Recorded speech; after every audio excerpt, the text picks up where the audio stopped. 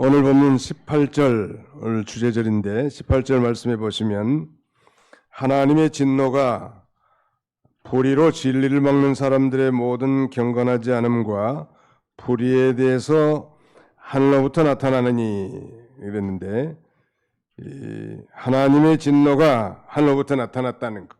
하나님이 진노한 것은 불의로 진리를 막는 모든 사람들의 이 불경건함과 불의에 대해서 이제 심판하시는데, 이 말씀에 의지해서 하나님의 진노 아래 있는 인간, Human under God's wrath, 이런 제목으로 하나님 말씀을 선포하고 함께 은혜 받고자 합니다. 제목을 한번 따라 세웁시다. 하나님의 진노 아래 있는 인간. 네, 오늘 우리 모든 인생들, 아니 예수를 자신의 구주로 믿고 구원받은 우리 모든 성도들도 예수를 믿기 전에는 다 하나님의 진노 아래 있었던 인생들입니다. 본질상 진노에 전야했던 우리들인데, 우리 하나님께서 독생자 예수 그리스도를 이 땅에 보내주심으로 그 예수를 믿음으로 소위 구원을 받고 이제 영광스러운 하나님의 자녀로 살아가게 하신 것입니다. 오늘 본문은 특별히 이제 이방인들의 죄에 대해서 아주 낱낱이 지적하면서 이 모든 사람들에게 이 복음의 필요성을 역설하는 그런 내용입니다. 하나님은 사랑의 하나님이신데 진노하시는 하나님이라고 하니까 별로 좀 달갑지 않은 분도 계실 것이고, 또 굳이 예면하고자 하는 그런 분도 계실 건데, 그러나 성경은 시종일관 하나님은 사랑의 하나님이시지만 그 죄에 대해서 심판하시는 공의의 하나님으로 묘사하고 있습니다. 그러므로 하나님에 대한 이 균형 잡힌 시각은 하나님의 본성에 대해서 바로 깨닫는 것인데, 우리 하나님은 사랑의 하나님이시면서 동시에 공의의 하나님이시라는 사실이 있죠. 부모가 자녀를 사랑하는 것은 그건 두말라이 할 것 없겠습니다만, 때로 우리 부모들도 그 자녀들에 대해서 화를 내기도 하고 분을 품기도 하지요. 인간의 분노에는 그 속에 이 개인적인 감정이 들어가기 쉽지만, 우리 하나님께서 진노하시는 것은 단순한 거친 감정의 표출이 아니라는 것, 그것은 모든 악에 대한 그분의 절대적인 반대를 표시하는 것이고, 하나님의 거룩하시기 때문에 죄악을 무관심하게 결코 보지 않으신다는 것.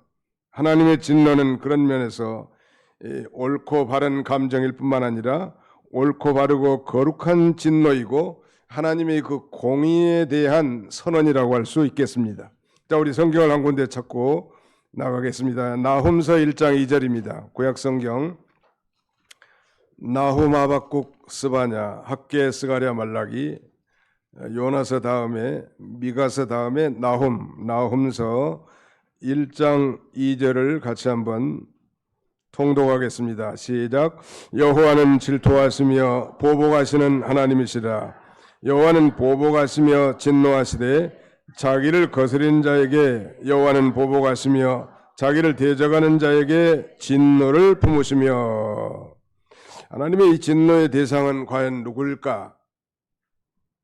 하나님의 이 진노의 대상은 이 자신의 그 본성에 거스르는 일, 그리고 자신의 본성을 거스르는 그런 존재에 대해서 분노하십니다.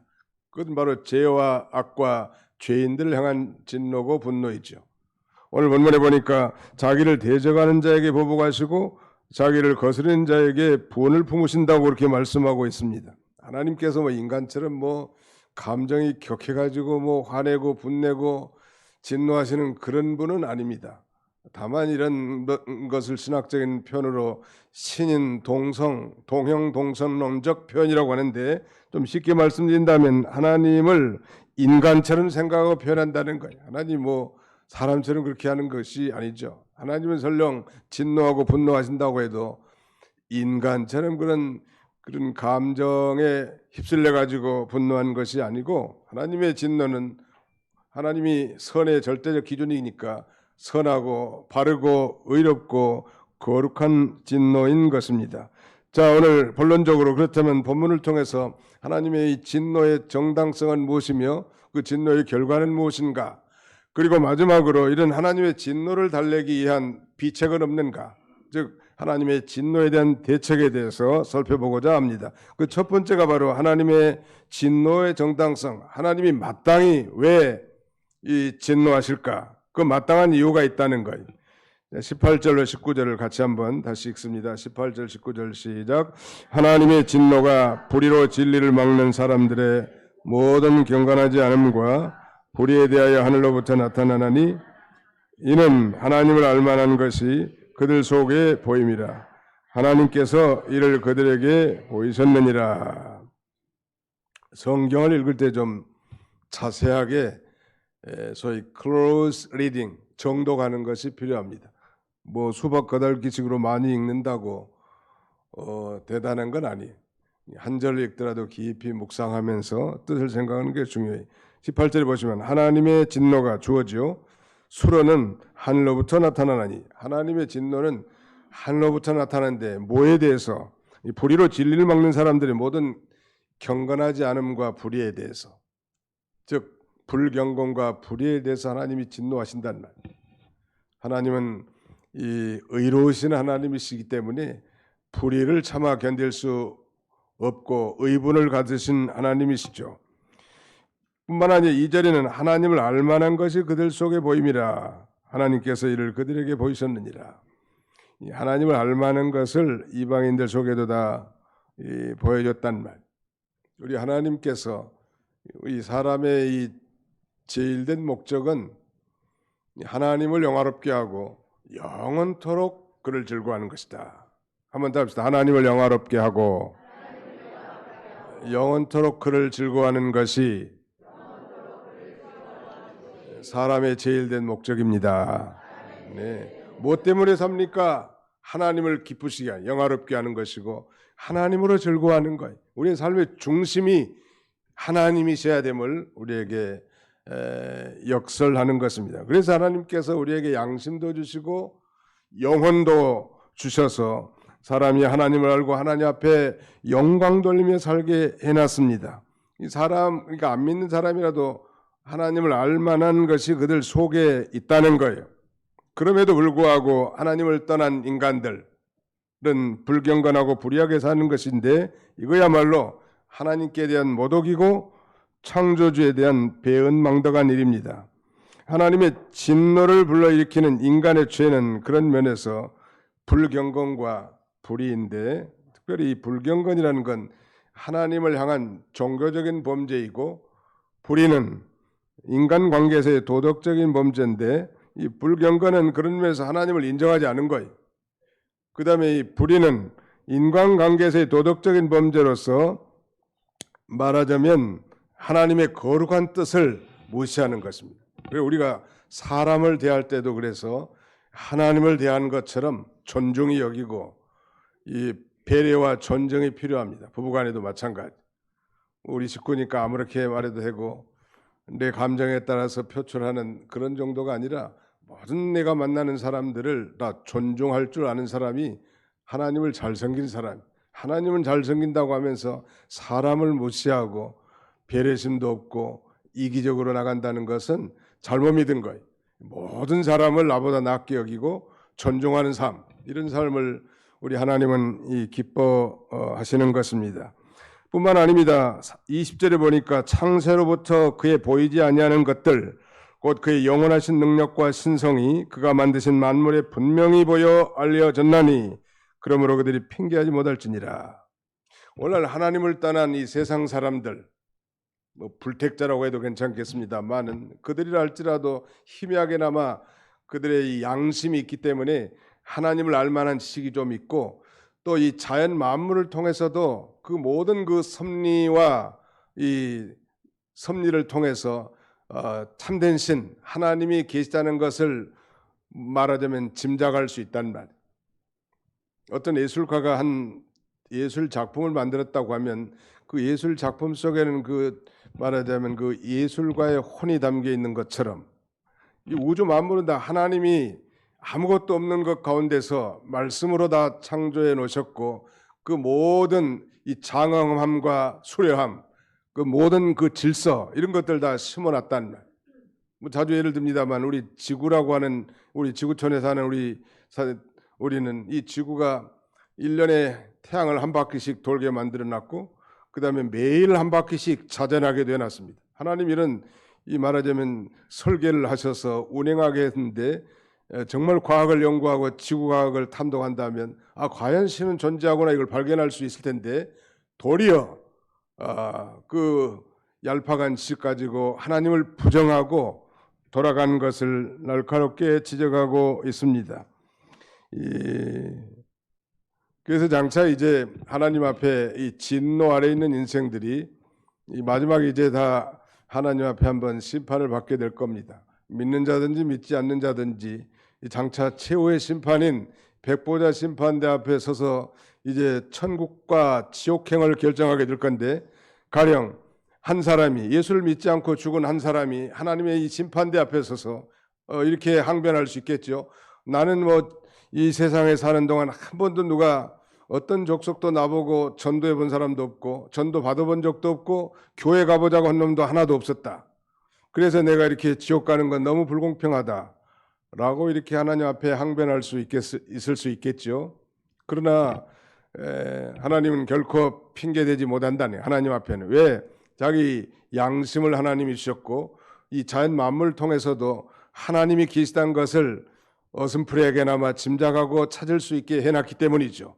그러므로 누구에게 전도받지 못했고 누구에게 권면을 받지 못해서 교회 나가지 못하고 예수 못 믿어서 이렇게 지옥 가는 것이 너무 억울하다고 하나님 앞에 핑계댈 수 결코 없다는 거.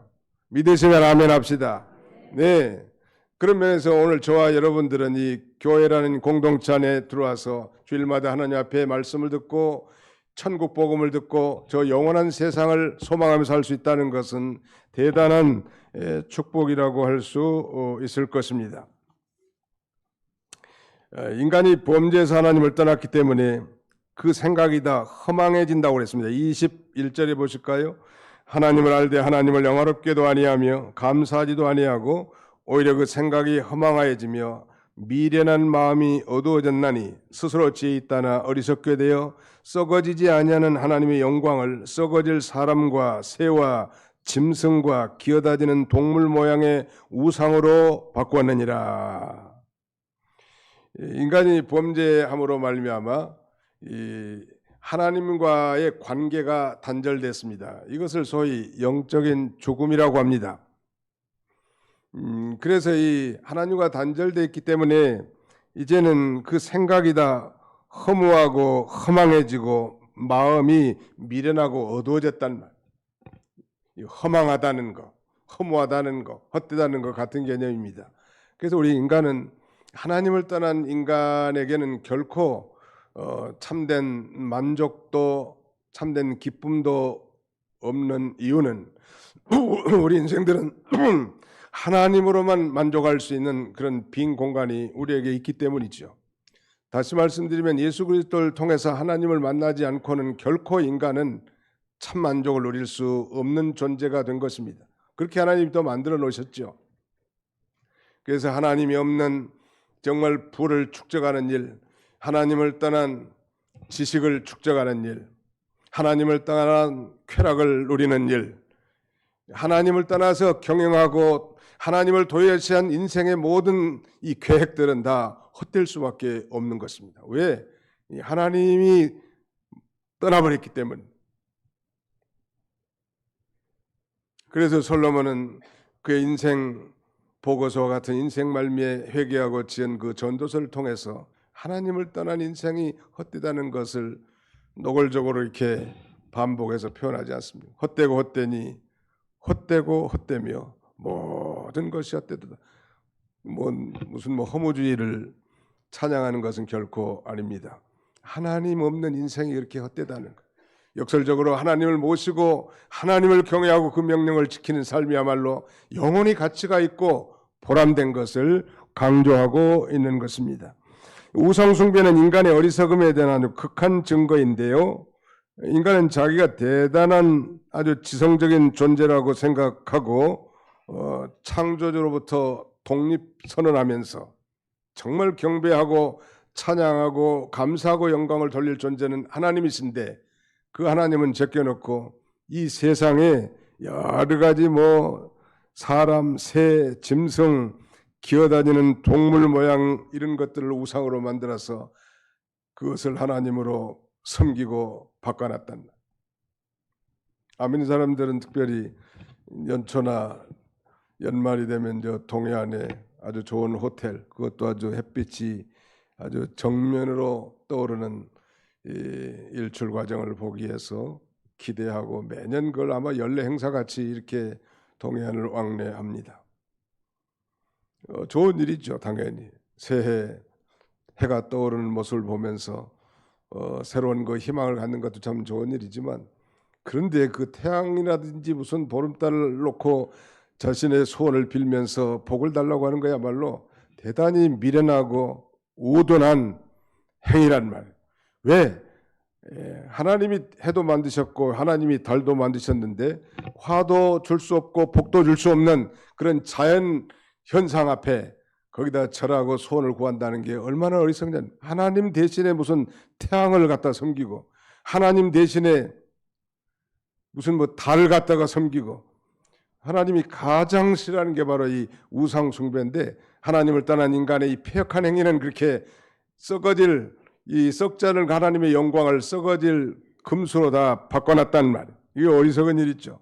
그러니 하나님이 진노하시지 않겠는가 한번 상상해 보십시오. 오늘 우리도 여기 앉아 계신 분들 가운데는 예수 믿기 전에 다 이런 헛된 일에 분요하다가 돌아오신 분들도 계실 거예요. 30년 전에 제가 참 목회를 나갔는데 용인 지금 동백이라고 하는 신도시가 되어 있습니다만, 거기에서 한 부인이 아주 부자로 살아요.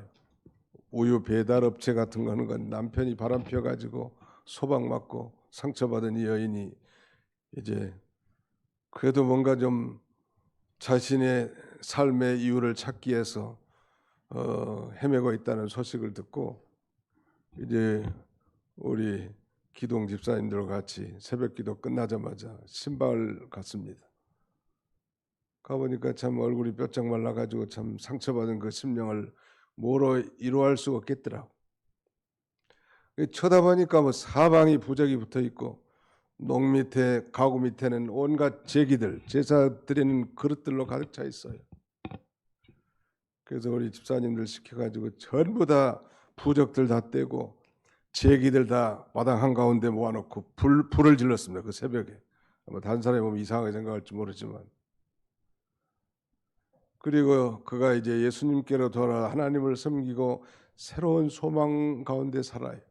지금도 그 교회 권사님으로 충성 봉사하시는 분인데, 나중에 만나면 참 그 후에 만났는데 몇 차례 참 그 마음이 흐뭇하고 기쁘더라. 남편만 의지하고 살았던 인생이 남편에게 배반당하고 얼마나 고통스럽겠는가. 그런 그 슬프고 외로운 가운데 우리 주님을 만나 새로운 인생을 산 거예요.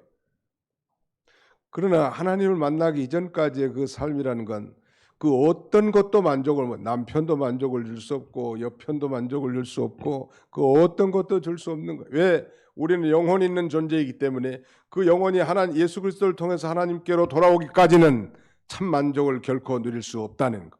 믿으시면 아멘 합시다. 네. 그런데 그 하나님을 내동댕이 쳐버리고 하나님을 떠난 그 헛된 인생을 살고 우상을 섬기면서 이렇게 나가는데 하나님께서 가만두겠냐면 진노하지 않을 수가 없죠. 반드시 하나님이 진노할 수밖에 없는 정당성을 갖고 있단 말. 그 진노의 결과 하나님은 그 죄악에 대해서 하나님이 심판하시지만 또 뿐만 아니라 하나님이 또 다른 심판의 방법 중에 하나는 내버려 두시는 거예요. 말하자면 유기라고 할까요? 유기? 방치해버리는, 이게 무서운 거예요. 여러분, 우리가 누군가에게 정말 조언도 받고 그 다음에는 간섭도 받고 지적도 받고 다스림을 받는다는 것은 대단히 축복입니다. 근데 자기 아무 간섭한 사람도 없고 지도해 주는 사람도 없고 지적해 준 사람도 없고 그냥 내동댕이 쳐진 마치 이 고아나 가부와 같은 그런 심정으로 사는 사람들은 불쌍한 사람들이야. 오늘 본문에는 이 하나님의 진노는 인간의 불경건함과 불의에 대해서 내려지는 하나님의 심판인데, 이 하나님의 진노는 하나님을 떠나 이 불경건하고 불의하게 끝까지 나가는 악인들을 그들의 죄 가운데 내버려 두는 것까지도 포함하고 있습니다. 유기, 내버려 둔 거 아니? 버릴 기자를 씁니다. 그것도 큰 심판이죠. 오늘 본문에는 3번씩이나 내버려 두사, 내버려 두셨으니, 내버려 두사 이렇게 반복하고 있습니다. 거기 24절 보실까요? 그러므로 하나님께서 그들을 마음의 정욕대로 더러움에 내버려 두사 그들의 몸을 서로 욕되게 하게 하셨으니. 자식도 그 부모의 간섭을 받고 보호하시를 받는 건 큰 축복인데, 부모가 포기한 자녀, 불쌍하고 너무 참 상상하기 싫은 내용 아니에요. 늘 부모의 간섭과 사랑과 축복과 배려와 그 다음에는 이 책망 가운데 사는 자녀들은 복된 자녀인데 아예 내놔버려서 그 불쌍한 거란 말이에요. 거기 24절에 그랬단 말이에요. 26절에도 이 때문에 하나님께서 그들을 부끄러운 욕심에 내버려 두셨으니. 하나님을 떠난 우상을 섬기는 이런 사람들 하나님이 이제 내버려 둔 거야. 이게 가장 무서운 심판입니다. 28절에도 또한 그들이 마음에 하나님 두기를 싫어하며 하나님께서 그들을 그 상실한 마음대로 내버려 두사 합당하지 못한 일을 하게 하셨으니.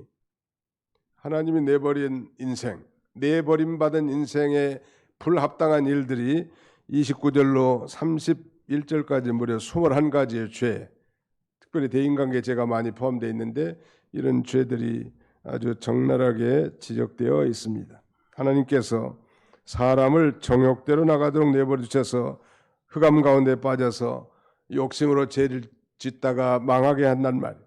하나님을 떠난 사람에게 제일 먼저 들어온 죄는 음란죄. 음란죄는 자기 몸에게 짓는 죄입니다. 고린도전서 3장 16절에 너희가 성전인 것과 하나님의 성령이 너희 안에 거하신 줄 알지 못하느냐. 이와 같이 하나님의 성전을 더럽히면 하나님께서 그 사람을 멸하시리라 했단 말. 하나님을 떠난 인간이 맨 먼저 들어온 죄가 무슨 죄예요? 바로 음란죄란 말. 뿐만 아닙니다. 여기 보니까 보통 음란의 극치인 동성애도 지금 언급이 되어 있습니다. 한 남자와 한 여자가 정당하게 결혼하는 것은 축복이고 그것은 순리입니다. 결혼 제도 안에서뿐만 아니라 성생활은 아름다운 것이죠. 왜냐하면 생육하고 번성하며 땅에 충만하라고 했으니까요. 그러나 남자가 남자와 더불어 성적 행위하는 것, 이게 남색이라고 합니다. 남색. 뿐만 아니라 이 여자가 여자와 더불어서 부끄러운 일을 하는 거, 이거 영리란 말. 하나님의 뜻을 거스르는 거. 하나님이 아까 진노하신다고 했는데 나옴서 1장 2절에 하나님을 거스리고 하나님을 대적하는 자에게 하나님이 진노하시고 분을 품으신다고 하지 않았습니까? 하나님의 창조 원리는 한 남자와 한 여자가 서로 사랑해서 가정을 이루고 자녀를 생산하고 하나님 앞에 영광 돌리는 것인데 무슨 뭐 남자가 남자끼리 남색, 여자가 여자끼리는 건 여색인가요? 그러면 아무튼 그런 동성 연애자들은 하나님이 기뻐하시지 않는다는 말. 하나님을 대적하는 죄예요.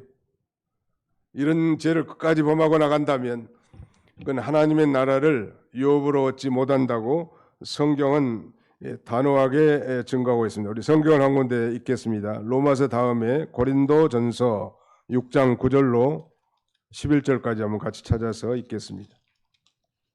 고린도전서 6장 9절로 11절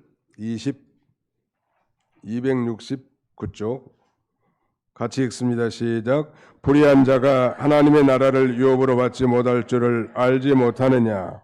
미혹을 받지 말라. 음행하는 자나 우상 숭배하는 자나 간음하는 자나 탐색하는 자는 남색하는 자나 도적이나 탐욕을 부리는 자나 술 취하는 자는 모욕하는 자나 속여 빼앗는 자들은 하나님의 나라를 유업으로 받지 못하리라. 너희 중에 이와 같은 자들이 있더니 주 예수 그리스도의 이름과 우리 하나님의 성령 안에서 씻음과 거룩함과 의롭다 하심을 받았느니라. 불의한 자가 하나님의 나라를 유업으로 받지 못한다고 했는데 그 불의한 죄 가운데 여기 보니까 이 음행하는 자, 우상 숭배하는 자, 간음하는 자, 탐색하는 자, 남색하는 자, 아무튼 이런 자들이 하나님 나라를 유업으로 받지 못한다고 성경은 증거합니다. 근데 고린도 교회도 이런 죄를 짓다가 예수를 믿고 그런 죄들을 끊어버리고 하나님을 섬긴 자들이 많이 있었던 모양이에요. 뭐 이런 일을 인간이 연약해서 한두 번 했는데 그러면 지옥 갑니까? 그런 얘기는 아니에요. 이런 죄를 짓는데 끝까지 회개치 않고 하나님을 거스려 나간다면 이런 자는 결코 하나님 나라 천국에 들어갈 수 없음을 우리에게 증거합니다. 이 악한 죄지어 말하자면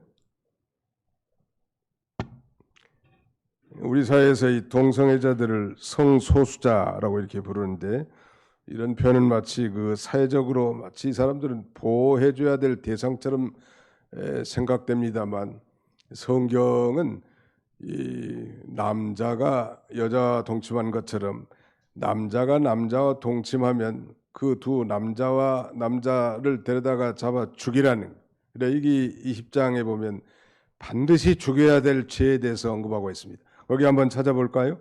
레위기 제20장 13절. 창세기, 출애굽기, 레위기.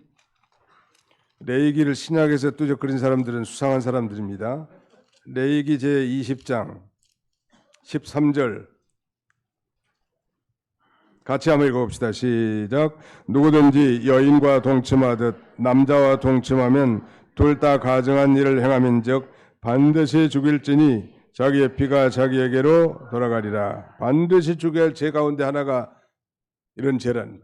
그럼 우리는 동성애자에 대해서 어떤 시각을 가져야 할까요?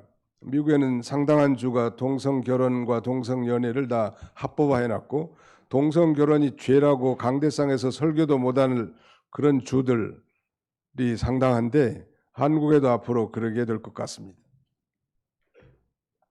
요새 우리 한국에도 매년 무슨 동성애자들 프레이드, 퀴어 축제라는 것을 아주 공공연하게 하는 시대. 지금 세상을 떠난 이 박원순 시장이라는 사람이 미국에서 한 신문의 인터뷰 기사를 제가 읽은 적이 있는데 우리 대한민국 서울이 동성 결혼을 합법화하는 그런 최초의 도시가 되면 좋겠다고. 지금 그분이 어디 계시는 거예요? 예, 아무튼 그야말로 하나님을 거역하고 하나님을 대적하는 명명백백한 악한 행위이고 어느란 말. 성경은 이 동성 연애에 대해서 지지한 것이 없어요. 저는 이 파이낸셜 타임스에서 제가 읽은 기사 가운데 하나는 그 미국의 어떤 목사님 사모님이 원래 동성애자였대요. 여자끼리 아마 연애라는 모양이에요. 그것이 이제 예수를 믿고 보니까 얼마나 큰 악한 죄인 줄 알고 회개하고 그 다음에는 고쳤다는 거예요. 그 쉽지는 않았겠죠, 당연히. 그래서 우리 개혁주 입장에서 이 동성애자들은 대개 다 후천적인 것으로 보고 이것을 고치고 바로 교도하고 개혁하도록 하는 게 우리의 지침이. 그걸 용납하는 게 아니란 말. 종종 얘기 드립니다만 왜 하나님께서 이 대한민국의 할로윈데이에 우리 생태 같은 젊은이 159명을 유명을 달리하게 만든 이 놀라운 사건을 왜 그랬을까? 여러 가지 이유가 있겠죠. 어떤 건축물의 구조적인 변경이라든지 도로의 협소함, 그다음에 경찰이나 행정당국의 부주의와 안일함, 많은 이유가 있겠지만 나는 목사로서 하나님의 종으로서 이태원이라고 하는 그 지역이 가장 한국의 이 타락의 중심지 중에 하나다. 그래서 하나님이 샘플로 그들이 우리보다 죄가 더 많아서가 아니라 그들이 우리보다 더 많이 잘못해서가 아니라 하나님이 그들을 심판함으로 대한민국을 전 세계를 경각심을 갖게 하지 않았는가 그렇게 생각합니다. 물론 자식을 잃은 그 부모의 마음이 찢어질 것 같고 그것이 치료될 수 없는 그런 트라우마로 남아 있겠지만 그러나 그 죄에 대해서 하나님 이렇게 무섭게 심판하시고 진노하신 하나님. 사랑하는 성도 여러분, 오늘 우리가 예수를 믿기 전에 다 말하자면 이 세상 풍조를 따라 공중의 권세 잡은 자를 쫓으며 산 사람들, 곧 불순종의 아들들 가운데 역사하는 그런 마귀를 쫓아 살았던 그런 존재들 아닙니까? 우리도 그 가운데서 우리의 육체의 욕심을 따라 지내고 육체와 마음이 원하는 것을 하면서 다른 이들과 같이 본질상 진노의 자녀였던 자들이, 그러나 긍휼이 풍성하신 우리 하나님께서 그의 큰 사랑으로 인해서 허물러 죽은 우리를 그리스도와 함께 살리셨고 우리가 그 은혜로 구원을 받게 됐단 말. 왜? 이제 그렇게 더 지저분한 인생 살지 말고 우리를 창조하신 그 창조의 목적에 합당하게 하나님 앞에 감사하고 우리 하나님 앞에 영광을 돌리면서 거룩한 삶을 살도록, 아니 우리 장로님이 기도한 것처럼 보물을 하늘에 쌓는 그런 삶을 살도록, 이제는 옛날의 모든 삶을 다 청산하고 그런 삶을 살도록 우리를 불러주시는 거예요. 믿으시면 아멘 하시기 바랍니다. 네, 우리의 모든 삶을 통하여 우리 하나님을 기쁘시게 하기를 원하신단 말이에요. 그래서 우리는 그 정죄받지 않습니다. 내가 진실로 너에게 이르노니 내 말을 듣고 또 나 보내신 이를 믿는 자는 영생을 얻었고 심판에 이르지 아니하나니 사망에서 생명으로 옮겼느니라. He will not be condemned. 그가 정죄를 받지 않을 거라는, 심판을 받지 않을 거라는. He has crossed over from death to life. 사망에서 생명으로 옮겨졌다는 시제가 현재 완료 시제. 예수님을 자신의 구주로 받아들인 사람은 이제 진노, 여호와 하나님의 그 놀라운 무서운 진노 가운데서 해방됐고 심판을 받지 않는 그런 존재, 이제는 우리 하나님 앞에 영광 돌리고 상급받을 그런 존재로 세워놨습니다. 그럼에도 불구하고 여전히 우리는 육체의 부패성이 있기 때문에 정말 우리가 깨어있지 못하고 성령의 인도를 따라 살지 못할 때 우리도 다른 사람과 같이 죄를 범할 수밖에 없는 연약한 존재라는 사실을 언제나 인정하고, 여기에 수많은 제목들이 나열된 것처럼 우리도 결코 예가 결코 아니라는 사실을 깨닫고 늘 깨어서 기도하고 말씀에 창념하고 거룩한 모임에 힘써 참여하고 또 하나님을 위한 그 봉사에 힘써 나갈 때 우리가 죄질 기회를 다 추방하고 거룩한 삶의 연속선상에서 우리가 살아갈 수 있을 것입니다. 하나님의 진노 아래 있는 인생, 우리가 본질상 진노의 자녀였지만 그러나 이제 축복의 자녀로 하나님의 영원히 사랑받는 대상으로 신분이 바뀌었는데 여전히 그런 죄 가운데 머물러서 참으로 안타까운 삶을 산다면 하나님이 얼마나 참 하나님 앞에 죄송하냐는 말이에요. 이 말씀을 통해서 우리가 다시 한번 우리의 신앙을 회복하고 거룩하고 복된 삶을 살아가는 그런 저와 여러분들이 다 되시기를 주님의 이름으로 축원합니다. 네, 기도합시다. 하나님 아버지 감사합니다. 우리 하나님께서 2024년대로 벌써 이제 두 번째 주를 맞게 됐습니다. 바울은 로마 교회를 개척한 자도 아니고 또 로마에 아직 가보지도 못했지만 그들에게 문안 인사를 하고 또 이제 로마 교회를 방문하고자 하는 애틋한 마음을 전할 뿐만 아니라 참된 복음을 증거했다고 했습니다. 내가 복음을 부끄러워하지 아니하노니 이 복음은 모든 믿는 자에게 구원을 주시는 하나님의 능력이 됨이라. 먼저는 유대인에게요 또한 헬라인에게도 말하고 복음에는 하나님의 의가 나타나서 믿음에서 믿음으로 이르게 하나니 그런즉 의는 믿음으로 말미암아 살리라 한과 같으니라, 이렇게 선포한 다음에 아버지 이방인이든 유대인이든 다 죄 가운데 가두어서 모두가 복음의 필요성을 절감하게 하고 우리 자신들이 복음을 받지 못하고 구원받기 이전의 삶이 어떤 비참한 존재인지를 깨닫고 그 죄와 사망에서 해방된 그 구원의 감격 속에서 살기를 원하시는 주님, 이런 감격을 다 잊어버리고 세상 사람들과 같이 보이는 것, 육신의 것, 세상 것 때문에 울고 웃고 참으로 고통당하는 연약한 자리에서 벌떡 일어서서 영원히 남아있을 일에 이바지하고 영원히 남아있을 일에 분투 노력하는 성숙한 그리스도인들의 삶을 살아가는 우리 모든 성도들이 다 되게 하여 주시옵소서. 아직도 하나님도 알지 못하고 죄가 무엇인지도 모르고 여전히 복도 하도 줄 수 없는 우상을 섬기는 수많은 우리의 가족들, 지인들, 친구들, 동료들 있사오니 하나님께서 이들을 향한 정말 간절한 마음을 갖게 하시고 그들을 진정으로 사랑하는 마음으로 다 복음을 증거하여 주 앞으로 인도할 수 있는 전도인의 삶을 금년에도 살아가도록 우리 하나님께서 인도해 주시옵소서. 오늘 오후에 있을 우리 권사 임직 예배에도 하나님이 함께해 주시고 일개의 행사로 끝나는 것이 아니라 하나님의 임재와 영광이 충만한 축제와 같은 귀한 예배가 되도록 하나님이 지키시고 하나님이 영광 받아주시고 우리 모두에게 한없는 기쁨과 은혜로 충만하게 하여 주시옵소서. 예수님의 이름으로 기도하옵나이다. 아멘.